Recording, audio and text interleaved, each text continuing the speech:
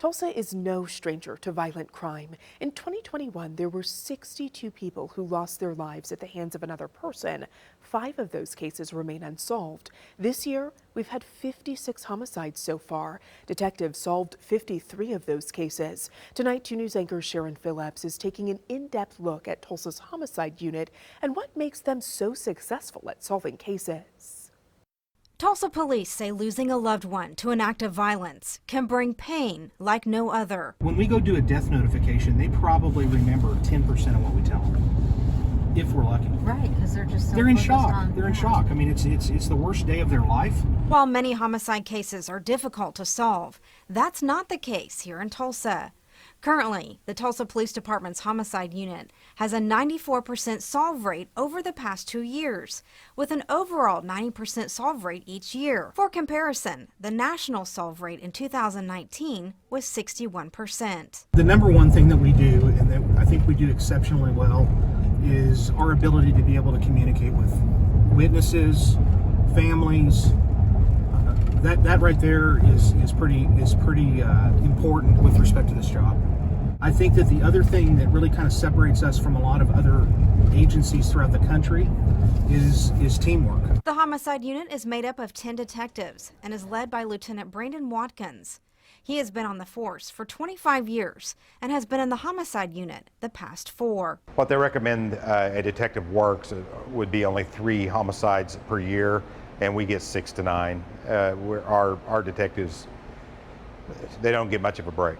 Watkins credits his detectives' teamwork when it comes to solving their cases. They have a good working relationship with people. They have a great working relationship with the district attorney's office, and they make things happen. So the detectives here are just outstanding.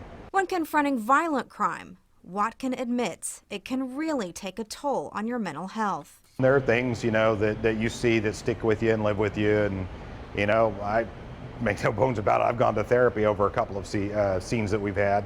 Detective Jason White has been with Homicide for more than 13 years. He believes another key to their success is their ability to communicate with witnesses and families, as well as the city. We don't get constricted by the police department or the city of Tulsa.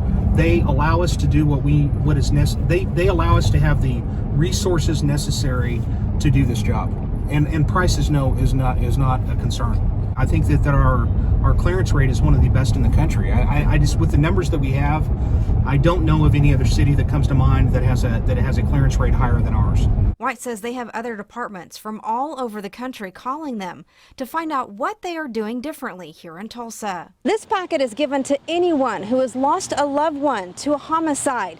It includes valuable information like how to contact the medical examiner who cleans up a crime scene, and also how you can get your loved one's property back.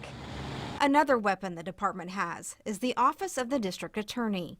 Our DA is really aggressive.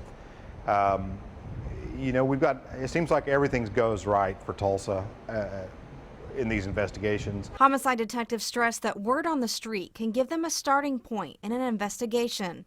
But without someone willing to do the right thing and testify, the information is not likely going to be allowed in court. White says it's so important to note that DNA, fingerprints, and video footage are rarely the only reasons a case is solved. Sharon Phillips, 2 News, Oklahoma.